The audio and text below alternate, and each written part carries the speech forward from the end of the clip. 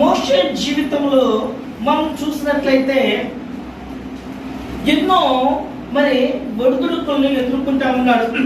ఎదుర్కొన్నప్పుడు అన్ని విషయాల్లో కూడా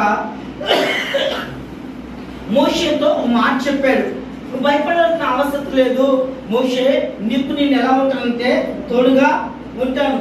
అయితే మోషేలో అన్నిటినీ గెలవగలిగిన, అందరి ఎదుట నిలబడగలిగిన శక్తి సామర్థ్యములు, భాష విషయంలో కానీ, జ్ఞానం విషయంలో కానీ, శక్తి విషయంలో కానీ తనకంటూ కూడా ఎవరో కూడా నిలబడలేని యొక్క గొప్ప శక్తిని కలిగి ఉన్నవాడు మోషే.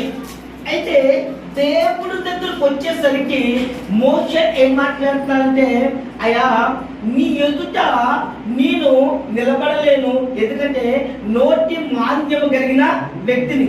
అయితే నీవు నాతో మాట్లాడినట్లయితే, నీవు ఎలాగో నీవు నాతో ఉండి నాకు నువ్వు చెప్పినట్లయితే నేనేం చేస్తానంటే నేను ఆ విధంగా జీవించి గొప్ప కార్యం చేస్తాను, జరిగిస్తాను.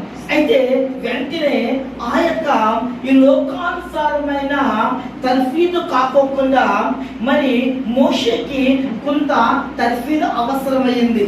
అయితే ఆ తర్ఫీదు దేవుడు ఇచ్చినప్పుడు మోషే ఏం చేశాడు అంటే, ఏది దేవుడు చెప్పాడో ఆ మాట ఏం చేశాడంటే వినడానికి ఇష్టపడ్డాడు. ఇంకొకటి, ఆ దేవుడు మాట ముందు, దేవుడు ముందు అందరినీ కూడా ఏం చేశాడు అంటే తక్కువ వాణిగా ఎంచాడు.